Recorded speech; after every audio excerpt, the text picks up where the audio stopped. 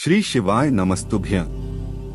दोस्तों, आप सभी लोग जानते हैं कि अधिक मास की शिवरात्रि एक ऐसा दिन जिस दिन का इंतजार बहुत सारे लोग बहुत बेसब्री से करते हैं, क्योंकि इस बार सावन के बीचों बीच अधिक मास का महीना चल रहा है और यह वाला जो महासंयोग है पूरे 19 सालों बाद बना है। तो दोस्तों, आप सभी लोग जानते हैं कि अधिक मास की शिवरात्रि का कितना बड़ा और विशेष महत्व होता है। तो सावन अधिक मास की शिवरात्रि इस बार 14 अगस्त 2023 को पड़ रही है, जिस दिन आप लोगों को कुछ विशेष उपाय जरूर करने चाहिए और यह वह विशेष उपाय हैं जो हम आपको आज की इस वीडियो में बताने वाले हैं, जो कि सिर्फ सावन अधिक मास की शिवरात्रि के दिन ही करना है, इसके अलावा और कभी नहीं करना है। और जो व्यक्ति इन उपायों को इस सावन अधिक मास की शिवरात्रि 14 अगस्त 2023 को कर लेगा, उसके जीवन में इतना कुछ भगवान शिव जी उसे प्रदान करेंगे कि उसने कभी कल्पना भी नहीं की होगी। भले ही वह आपकी किसी भी प्रकार की मनोकामना क्यों ना हो, वह आपकी पूर्ण जरूर होगी। अगर आप इन उपायों को अच्छे से समझकर नियम के साथ करते हैं, तो सबसे पहले हम लोग इस सावन अधिक मास की शिवरात्रि के कुछ ऐसे उपायों के बारे में बात करते हैं जो कि आप लोगों को 14 अगस्त 2023 के दिन करना है, जिस दिन सोमवार का दिन भी है और मासिक शिवरात्रि भी है, वह भी सावन अधिक मास की महासंयोग है। आप लोग इस दिन को बिल्कुल मत छोड़ना और उसके बाद में जो लोग इस दिन का व्रत रखना चाहिए, भले ही वह और मासिक शिवरात्रि का व्रत रखते हों, पर अगर वह इस मासिक शिवरात्रि का व्रत रखते हैं तो बहुत अच्छी बात है। बाकी यह आपके ऊपर है कि आप व्रत रख रहे हैं या नहीं रख रहे हैं। पर जो उपाय आप लोग करेंगे वह व्रत के साथ भी कर सकते हैं, व्रत को रखते हुए भी कर सकते हैं, और अगर कोई व्रत नहीं रख रहा है तो भी वह उपाय को कर सकता है। कोई भी यहाँ पर दिक्कत परेशानी नहीं है ना। तो चलिए सबसे पहले उपाय के बारे में बात करते हैं, जो कि आप लोगों को 14 अगस्त 2023 के दिन, मतलब इस सावन अधिक मास की शिवरात्रि के दिन करना है।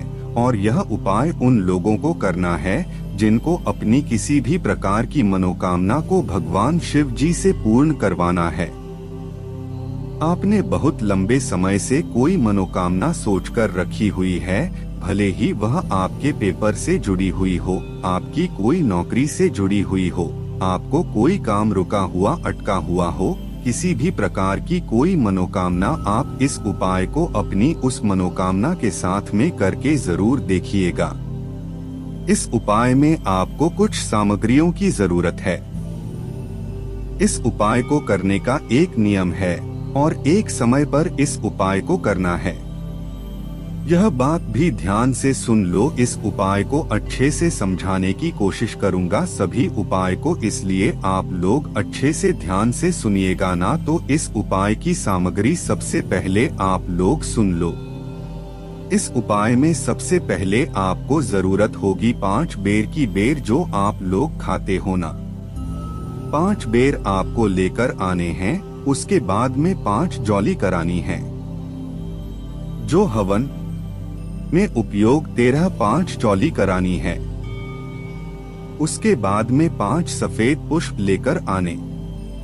कितने? 5 सफेद पोशाक, सफेद पुष्प जिसे आप लोग कहते हैं, जो भगवान शिव जी पर समर्पित होते हो। उसके बाद में 5 कमलगट्टे। कितने? 5 कमलगट्टे। ये सभी चीजें आप लोग जानते हो कैसी दिखती है ना। 5 कमलगट्टे लाना है। उसके बाद ने 5 काली मिर्ची लाना है ना। तो दोस्तों, ये जो 5 सामग्री हमने आपको बताई हैं, यह सभी मिलाकर 5 ही होती हैं और इन सभी 5 सामग्री को 5 मात्रा में आपको लेकर आना है। एक बार और सुन लीजिए, 5 बेर 5, जो 5 सफेद फूल, श्वेत पुष्प, 5 कमलगट्टे और 5 काली मिर्च आपको लेकर आनी है। ठीक है, अब ये जब सभी सामग्री आप लोग लेकर आ जाएं, इसे सावन अधिक मास की शिवरात्रि के दिन तो दोपहर के 12 बजे इस उपाय को आपको करना है। कितने बजे? दोपहर के 12 बजे इस उपाय को आपको भगवान शिव जी के मंदिर में जाकर करना है ना। अब मंदिर खुला होगा नहीं खुला होगा या आपको देखना पड़ेगा थोड़ा, क्योंकि इस उपाय को मंदिर में जाकर ही करना है।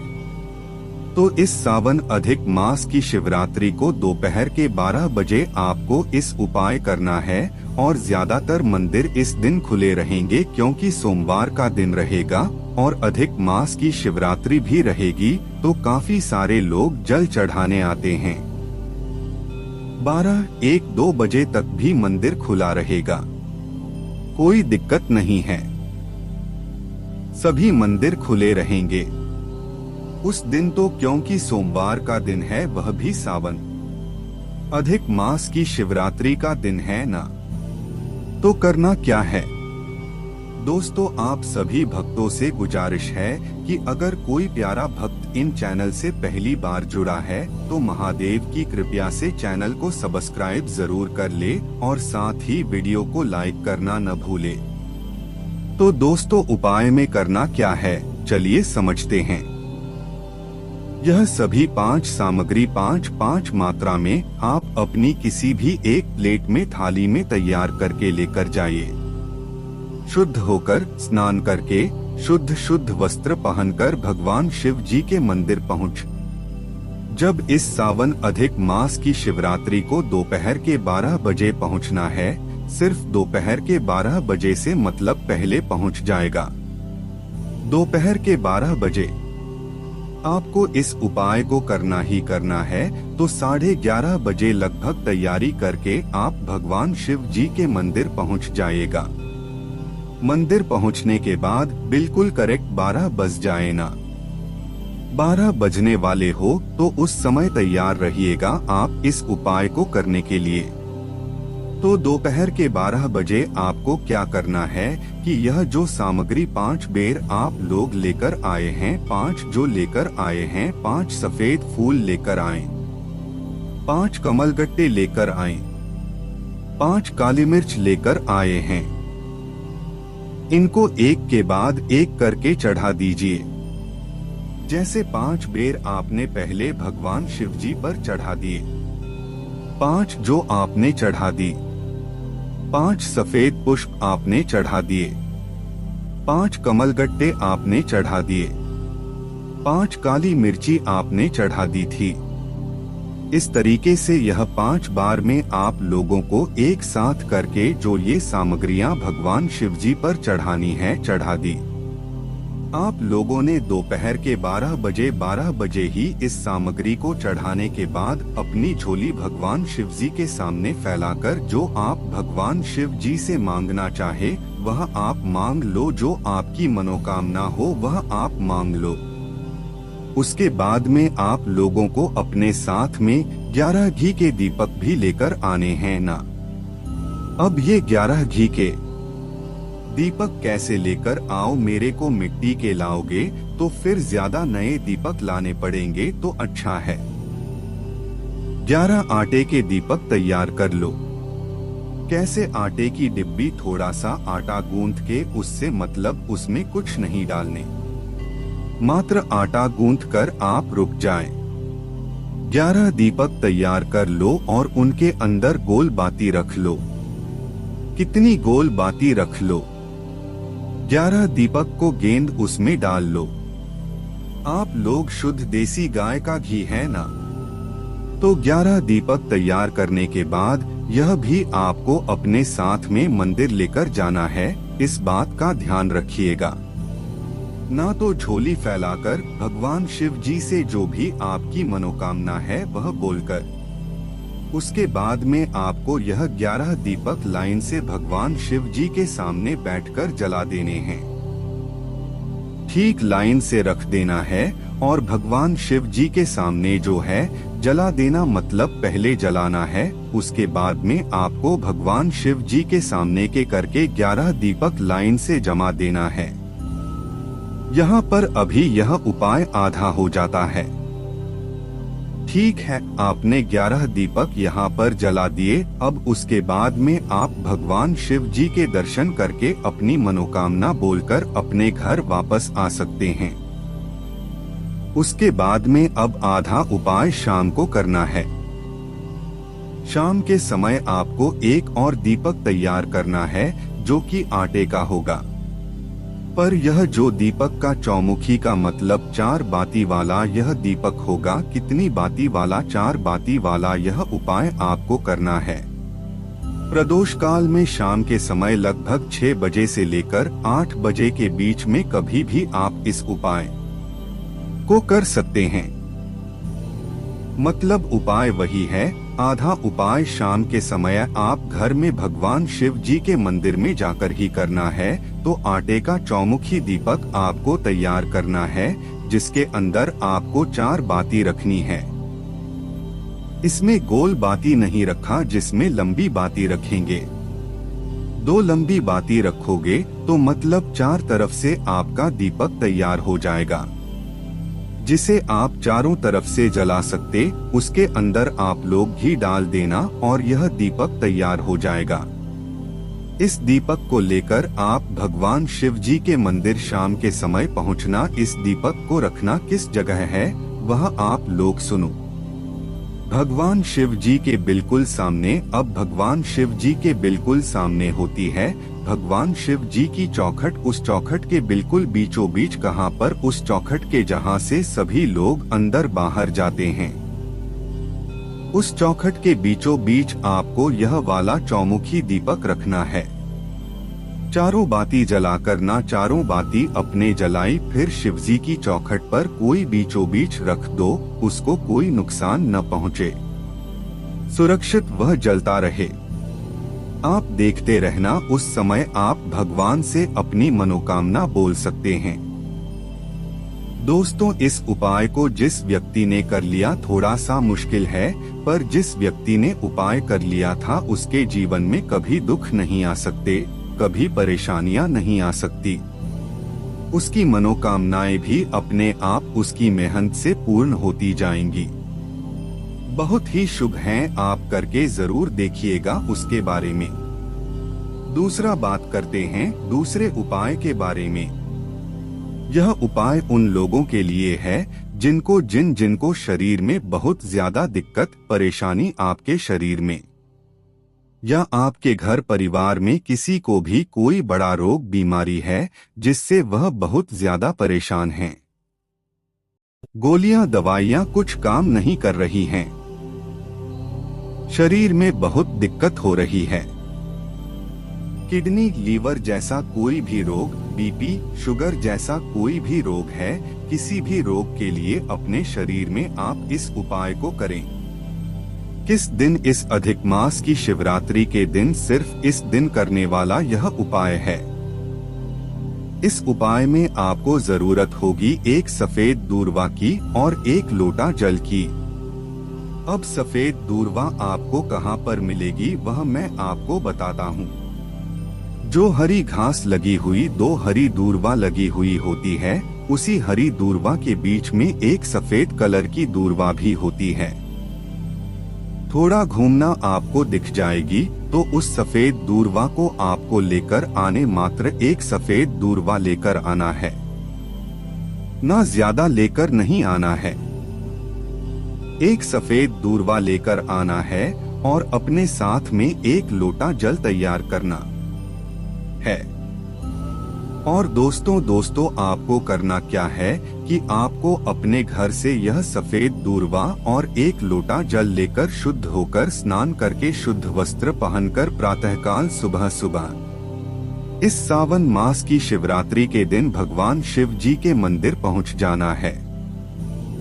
मंदिर पहुंचने के बाद सबसे पहले आपको क्या करना है कि यह जो सफेद दूर्वा आप लेकर आए ना, इसे आपको भगवान शिव जी की शिवलिंग के ऊपर समर्पित करना है, मतलब कि चढ़ाना है। और जब आप लोग इस सफेद दूर्वा को भगवान शिव जी पर चढ़ा रहे हो तो आपको अब भूतेश्वर महादेव और कुंदकेश्वर महादेव दोनों महादेव का नाम लेना है। कौन से महादेव फिर से चुन लीजिए। अब दूधेश्वर महादेव और कूदकेश्वर महादेव ठीक है, यह दोनों नामों को आपको लेना है। जब आप एक दूर्वा वह सफेद दूर्वा भगवान शिव जी पर चढ़ा रहे हैं, चढ़ाते समय ही आपको भूतेश्वर महादेव और कुंदकेश्वर महादेव के नाम नाम लेना है। उसके बाद वह सफेद दूर्वा चढ़ा देना। भगवान शिव जी के शिवलिंग के ऊपर है ना। उसके बाद में आपको वह एक लोटा जल लेकर उसी सफेद दूर्वा के ऊपर भगवान शिव जी के शिवलिंग के ऊपर एक बार सीधे करके चढ़ा देना है ना। पहले दूर्वा ही चढ़ी कि उसके बाद आप कभी एक लोटा जल एक धार न दे करके चढ़ेगा ना। चढ़ा दी आपने एक लोटा जल को चढ़ाने के बाद यह जल जलाधारी से नीचे गिर रहा होगा। इस जल का कुछ भाग जो है मतलब जलाधारी से जो गिर रहा होगा जल, उसका थोड़ा सा भाग अपने उस लोटे में भर लेना। उसके बाद में दोस्तों कम से कम 2 से 5 बार जो है आप उस दूर्वा को भगवान शिव जी की शिवलिंग के ऊपर से उठा लेना है और अपने जल पात्र में जो थोड़ा सा जल जलाधारी से भी हिलकर रख लेना है।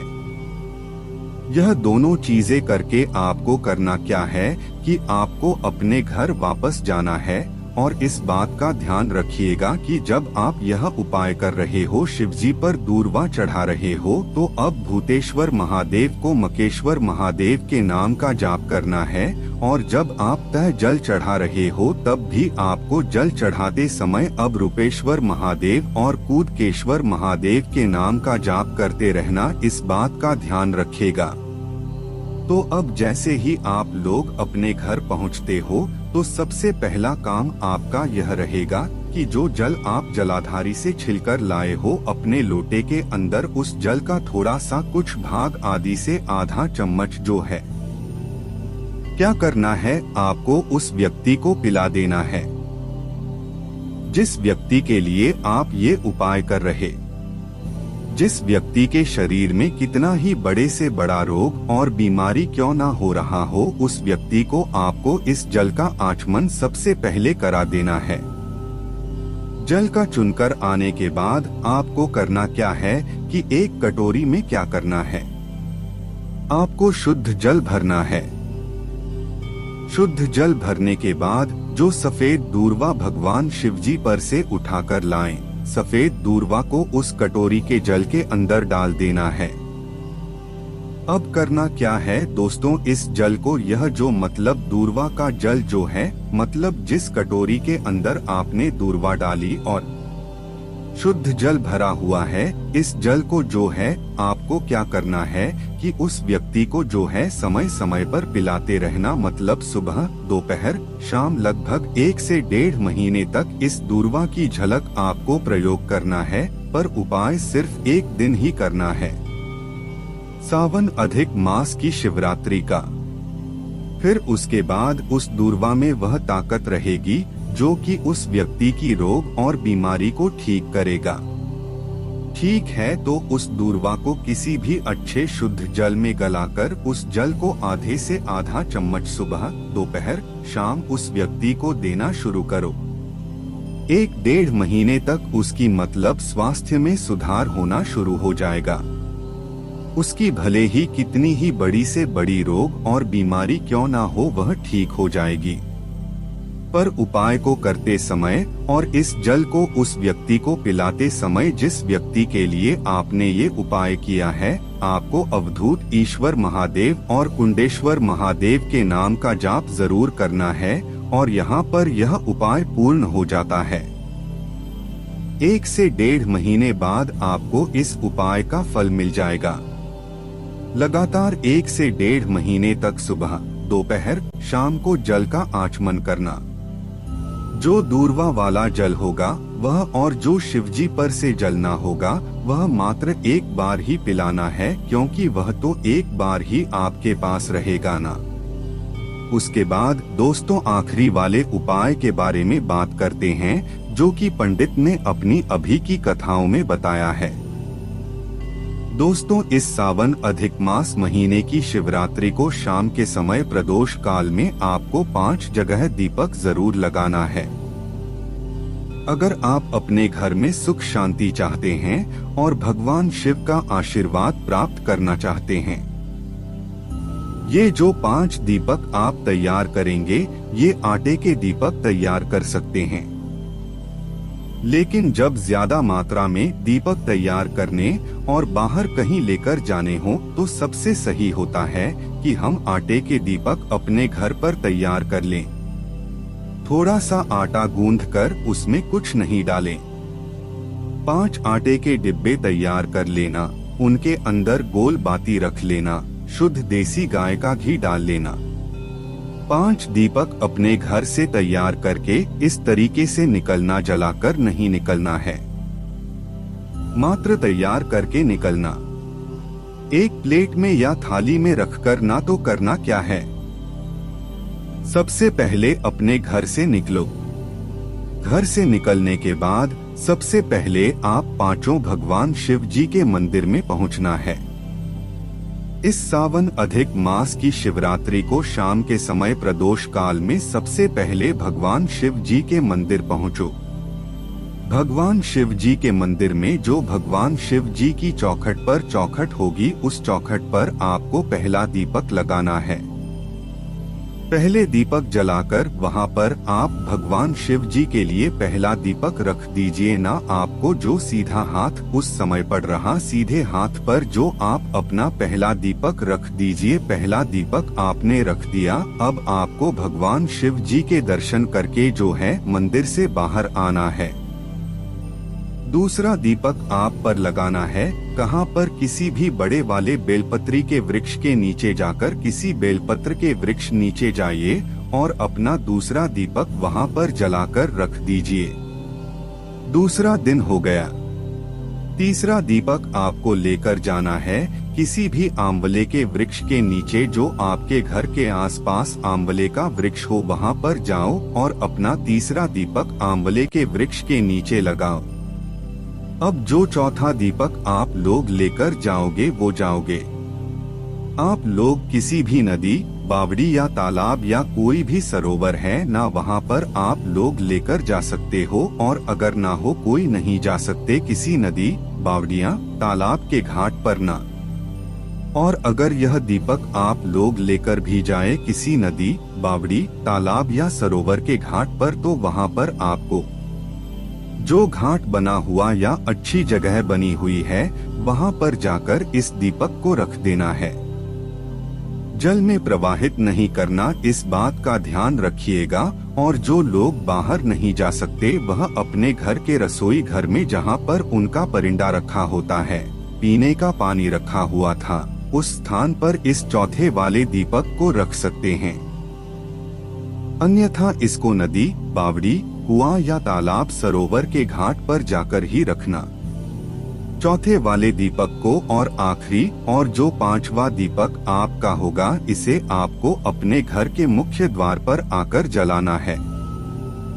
आपका बाहर से देखने पर, जो बाहर से देखने पर आपका राइट हैंड होगा ना, सीधा होगा, सीधे हाथ पर आपको अपना यह 5वां दीपक जला देना है ना। और जलाते समय भगवान से प्रार्थना करना, अपने घर परिवार के लिए आशीर्वाद प्राप्त करना है, तो यहाँ पर यह उपाय भी पूर्ण हो जाता है। तो हमने आपको सभी उपाय को बहुत अच्छे से समझाने की कोशिश करी है। कोई भी आपको समस्या आती, आप हमसे कमेंट करके पूछ सकते हैं। ओम नमः शिवाय। जय भोले बाबा, श्री शिवाय नमस्तुभ्यं।